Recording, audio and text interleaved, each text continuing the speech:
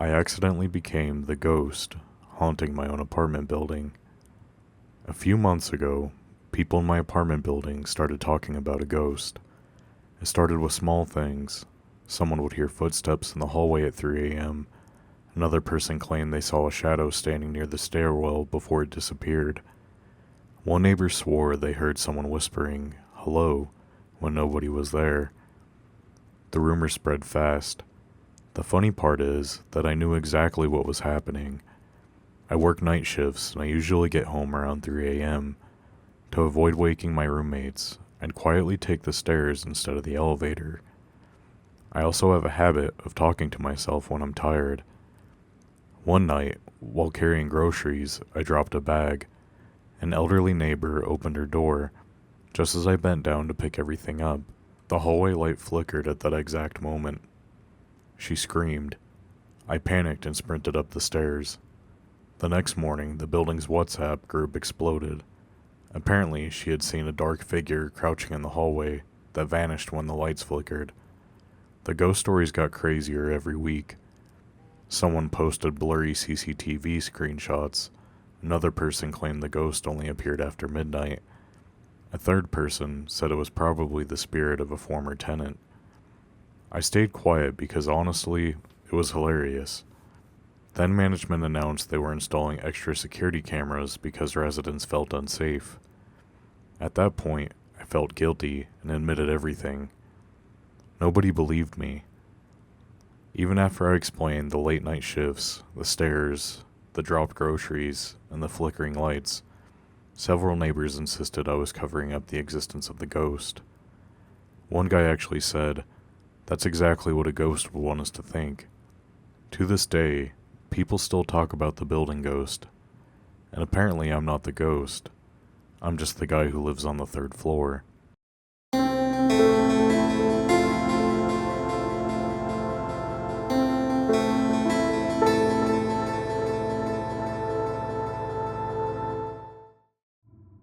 My daughter's imaginary friend isn't imaginary.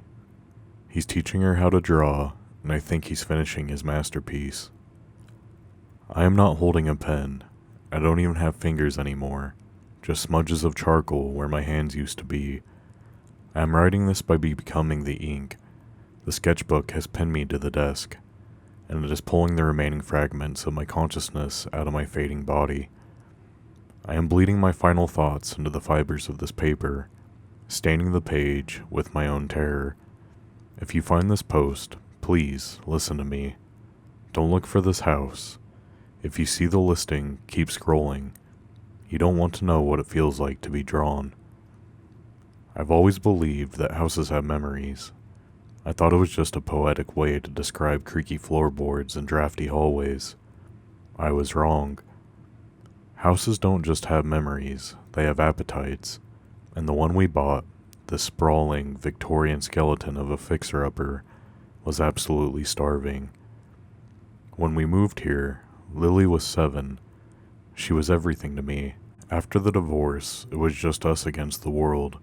She was bright, loud, and full of that chaotic, unfiltered energy that made me feel like I was doing something finally right as a mother. She used to squeeze my hand so tight when she was scared of the dark, and her laugh, God, her laugh was like a light switch in a dim room. Within 2 weeks of moving in, that light began to flicker. She became quiet, not just reserved, but hollowed out. She stopped playing with her dolls. She stopped asking for bedroom stories. She started spending hours in her room, hunched over her desk, working on a massive, leather-bound sketchbook she found in the attic. When I asked her what she was doing, she'd just point to the corner of the room. "Mr. Tall is helping me," she'd whisper, her voice devoid of any childhood lilt. "He says the house is unfinished. He's teaching me how to draw the veins." I brushed it off. Every parent encounters an imaginary friend phase, but Mr. Tall wasn't like the harmless, invisible pals of her friends. He didn't encourage her to play Tea Party. He encouraged her to draft. For weeks, she'd wake up with dark circles under her eyes, her skin pale and waxy. I grew desperate to understand what was taking her focus. One afternoon, I saw her scribbling with frantic, jagged movements. I moved towards the desk, reaching for the sketchbook, hoping to see a picture of a flower or a house. Lily slammed the book shut with a strength that shouldn't have been possible for a 7-year-old. Her eyes weren't just wide, they were terrified, darting to the empty corner behind me. "No, Mom," she snapped, pressing her thin body against the desk. "You can't see it yet." Mr. Tall said no. It's a surprise. I froze. The room felt suddenly, impossibly cold. I stared at the empty space she was looking at. There was nothing there. Just a patch of peeling wallpaper. Yet, I felt an intense, suffocating pressure, as if someone were standing inches away, glaring at me with immense silent disapproval. The air grew stagnant, tasting faintly of cedar dust and wet graphite. I didn't see him. I didn't hear a word, but the sheer weight of a presence made the hair on my arm stand up. I retreated, leaving her to her surprise. That night, after I finally got Lily to bed, after she fell into that heavy, motionless sleep that looked more like a coma than a rest, I crept into her room. The sketchbook was waiting, splayed open on her desk, the charcoal smudged from hours of fervent, obsessive work. I flipped it open. My stomach dropped through the floor. It wasn't a child's drawing. It was a technical schematic of our living room. It was drafted with the precision of a master architect. Every light switch, every baseboard, every structural beam was plotted with chilling mathematical accuracy. I turned the page. The kitchen, the plumbing, the wiring behind the drywall, the precise location of a rotting joist I hadn't yet discovered. It was as if the book were an X-ray of the house, showing what lay beneath the plaster. I flipped to the back. There, rendered in oppressive dark ink, was the floor plan of the upstairs hallway, and in the center of the drawing, a large jagged X marked the spot. I looked down. I was standing in that exact spot, right outside her door. Then the air in the room shattered. It wasn't a sound. It was the feeling of the temperature plunging into the negatives. I looked back at the paper. The ink didn't just bubble, it began to assemble. A figure began to sketch itself into existence on the page. Tall, spindly, with limbs that defied human geometry. As the ink dried, the figure didn't just stay on the page, it bled upward, unfolding into the three-dimensional space of the hallway.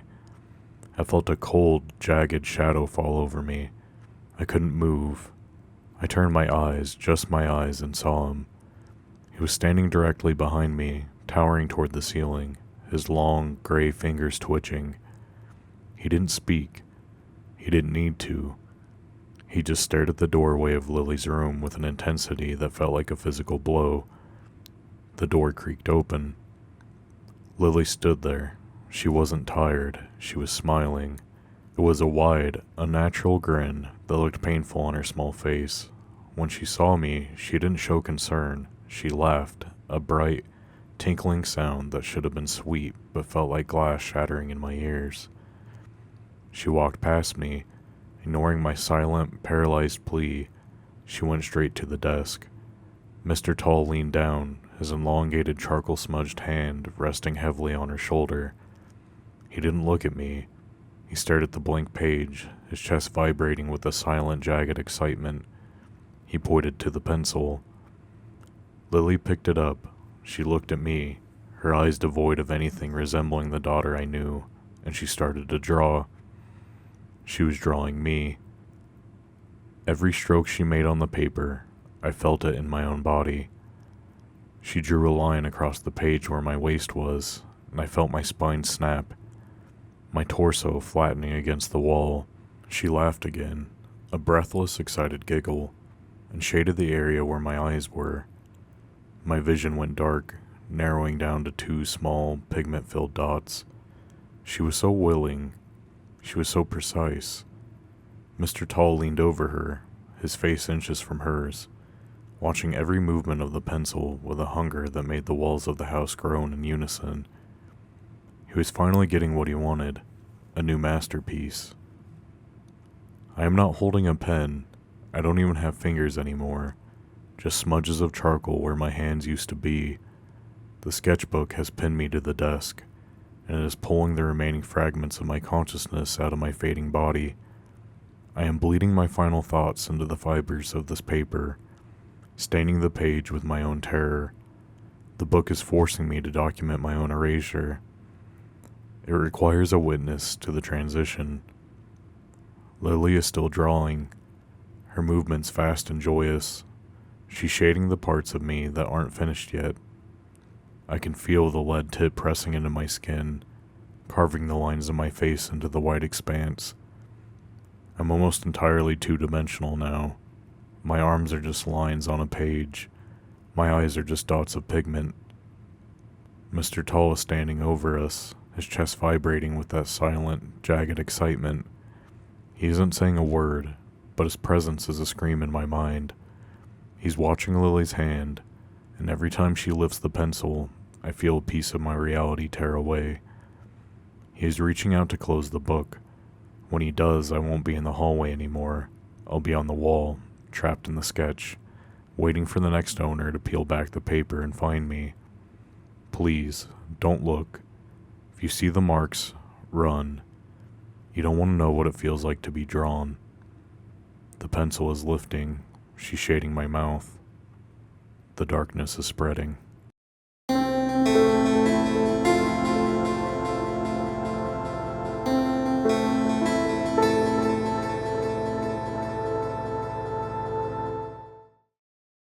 If you are in the woods and find a tree with red paint, run away immediately. If you are camping in Baxter State Park and you see trees marked with red paint, please pack your bags and leave before it's too late. Let me preface this by saying that I'm not one who believes in cryptids or supernatural stuff. I want to believe that there is a logical explanation for what happened to me and my friend. But for the life of me, I can't find a rational answer. I've been camping since I was a kid, but now I can't find the courage to go back into the wilderness ever again. I'm a pretty experienced camper. I love traveling to different parks and staying out there for 4 to 5 nights at a time. My friend Aaron and I have planned on staying 5 nights in Baxter State Park in Maine. Aaron is also very experienced and has gone with me on countless previous trips.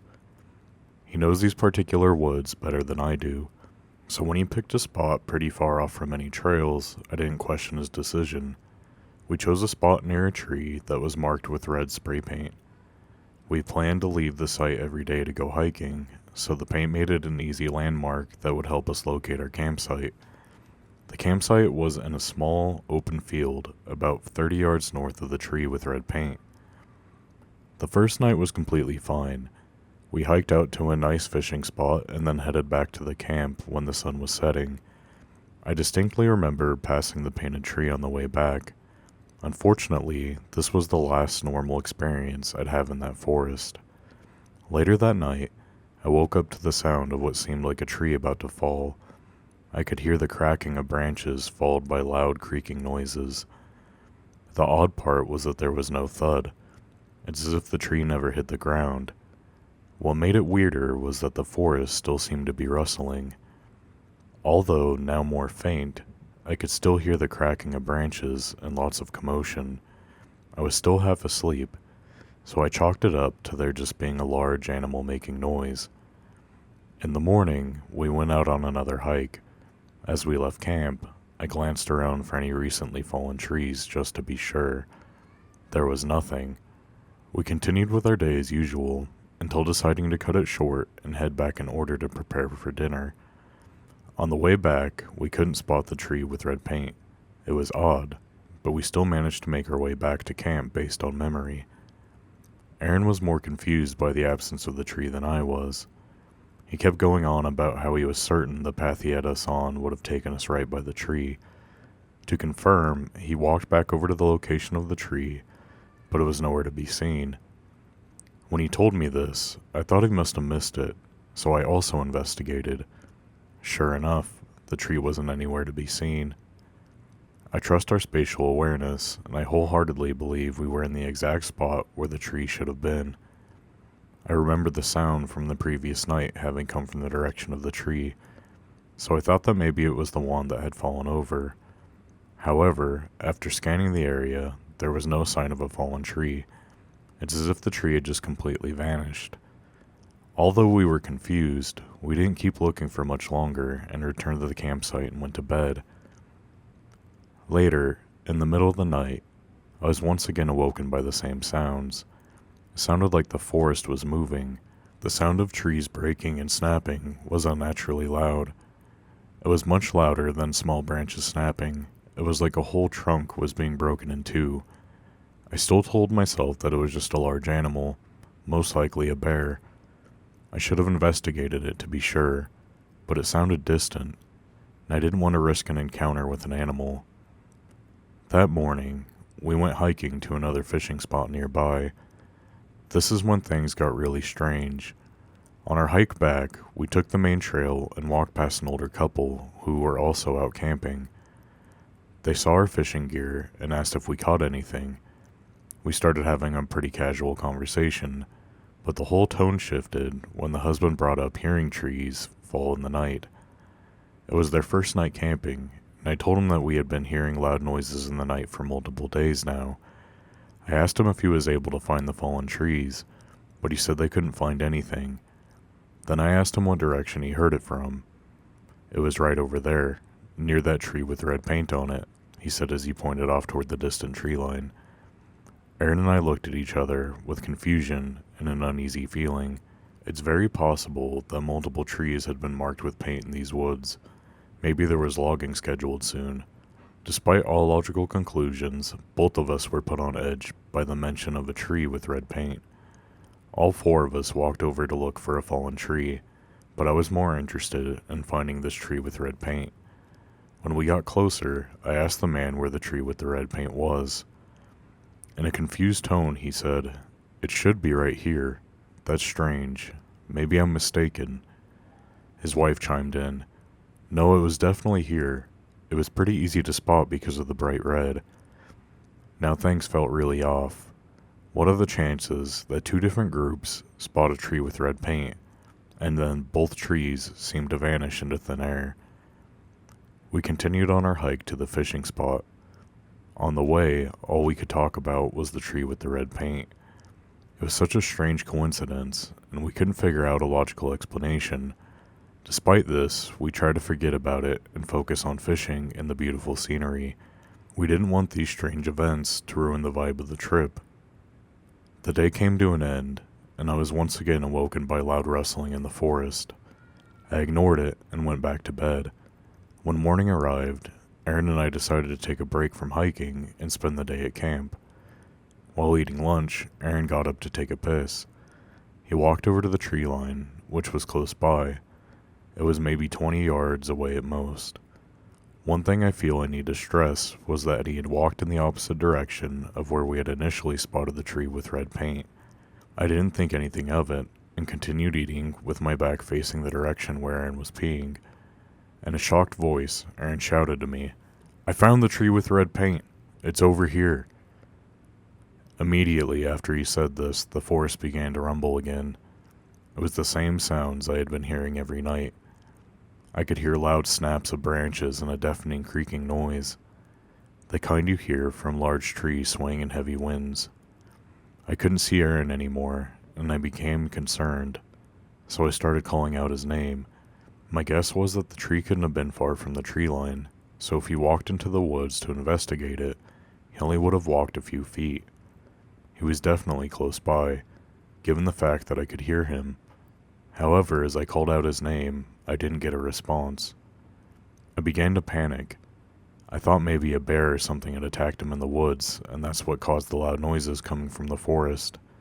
But I didn't hear any screaming or cries for help. It's like he vanished. I ran over to where he was, and I couldn't find him anywhere. By now, the loud crashing of branches had reduced to a distant rustling of leaves. I continued calling out his name, but there was nothing. It didn't make sense. How could he go from within earshot to completely gone in less than 30 seconds? My heart was racing. I didn't know what was happening, but I knew something was terribly wrong.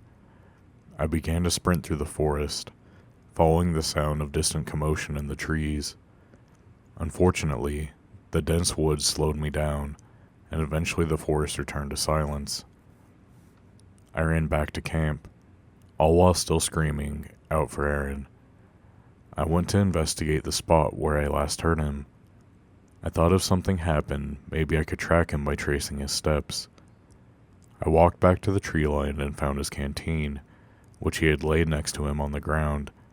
I even found the puddle of pee where he had been doing his business, but that's about it.